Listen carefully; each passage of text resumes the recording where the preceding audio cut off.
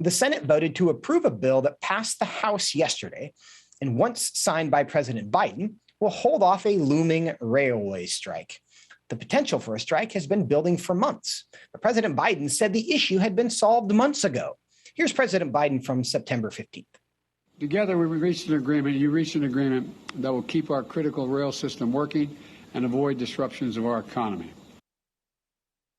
Now, clearly, there wasn't quite as much agreement as President Biden suggested. Yesterday, White House spokeswoman Karine Jean-Pierre was asked what went wrong back in September. On the potential rail strike, some representatives today putting blame on the Biden administration, saying that it should have never come to this. What went wrong from the administration's point of view in September? We don't think anything went wrong. Well, did something go wrong or not? Joining me now to discuss all of it is Dr. Dave Brat, Dean of the School of Business at Liberty University and a former member of Congress himself. Dr. Brat, good to see you today. Hey, thanks, Joseph. Great to be on. Well, I want to dig into the what went wrong, what didn't go wrong, but let's get the heart of this issue. There's a potential railway worker strike.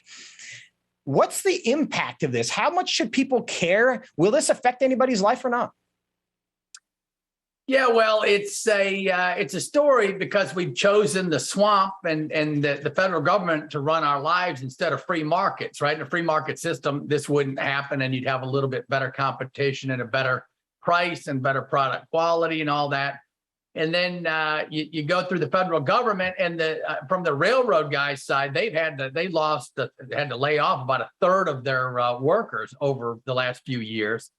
And so that's the side that hasn't been covered on their side, but now they're asking for benefits and all this kind of stuff. And then it is surprising. I earlier in the week, I would have guessed that the White House and the Dems would have given them what they wanted because they're loyal voters, and they said no. And so what's wrong is this is a political calculus instead of an economic calculus. We don't have a modern energy policy or transportation policy that's set up to maximize the welfare of our citizens. Dr. Brat? Yeah. Yeah. I want to get into the details of that for a moment, because you're right. These are union workers, and historically, these are people that the Democratic Party has cared about a lot. You say that the Democrat congressional leadership has said no to them. Why is that? What's the calculation that they went through that led them to just say no to what has historically been a supportive voting bloc?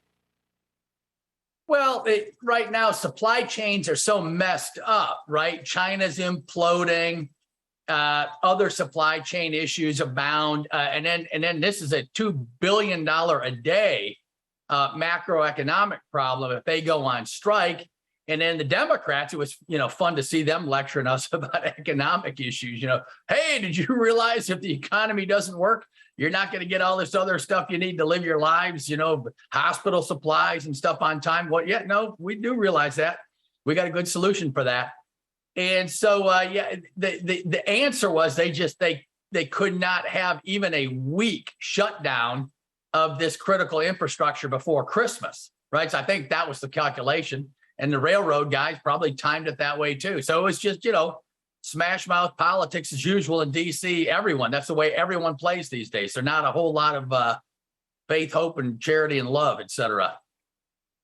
So this isn't an agreement that was reached so much as an agreement that was required by Congress because of their ability to supervise this situation. But I played the clips at the beginning of this segment where President Biden told us back in September that this had already been solved. Right. Why was he telling us that when we now know that wasn't the case?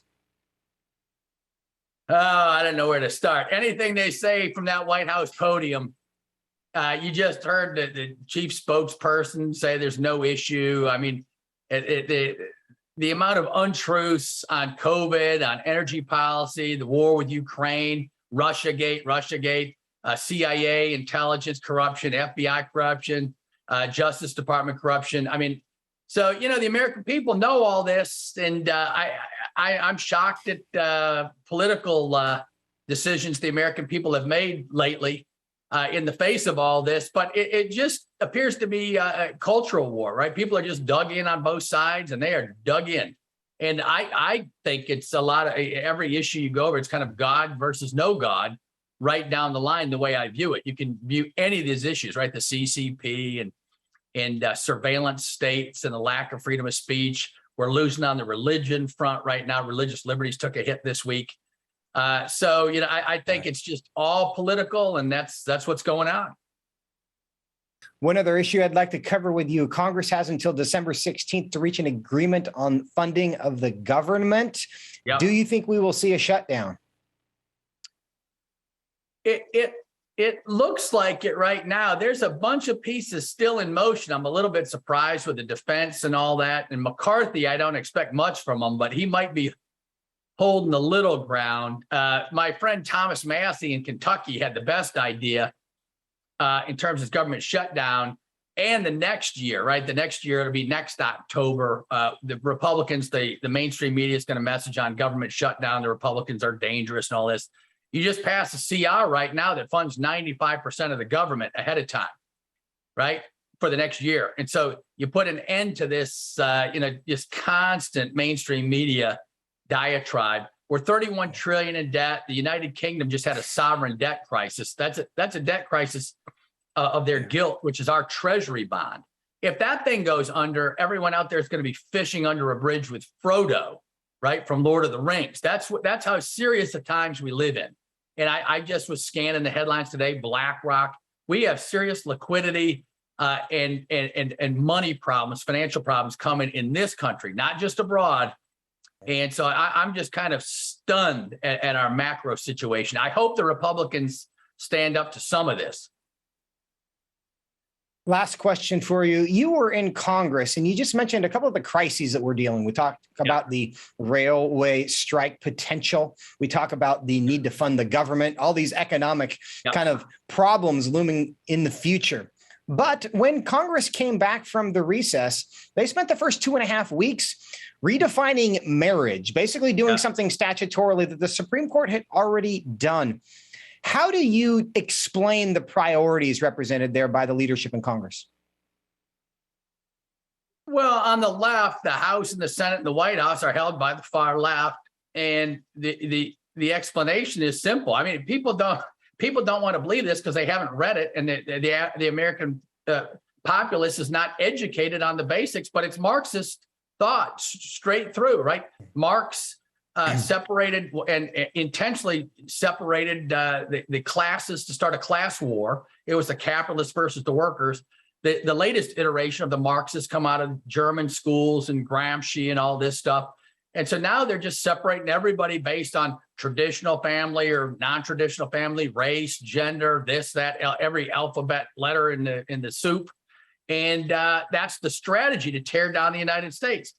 The anti-God crowd, right? And the Democrat platform, by the way, has no mention of God in it, which is interesting. Neither does the CCP, who met 3 weeks ago. They went full-on Marxist-Leninist, got rid of all market reforms, and went on a war footing. No reporting on any of that. And so, I hate to tell people, go read your Marx, right? If you don't get what's going on in the modern world, and if you don't see the Marxist history at play, Russia is Marxist, in case you missed that memo. China's Marxist, in case you missed that memo. And they're going full-on Marxist-Leninist. And the U.S. is being invaded by the globalists, who are also Marxists, and the Chinese and the Russians and the Euros and et cetera. And so if you're not seeing this yet, you better get going. And don't just complain. Write articles and letters on these simple topics we're covering to the major newspapers, right, in your region, and just keep writing them and writing them and writing them, and write your senators and congressmen explaining what's going on to the American people, because they're not getting any of this through the news. Yep, you got it. Thank you so much for your time. We've got one more to get to, but we appreciate you being with us. We know we will do it again soon. God bless. Thanks, Joseph.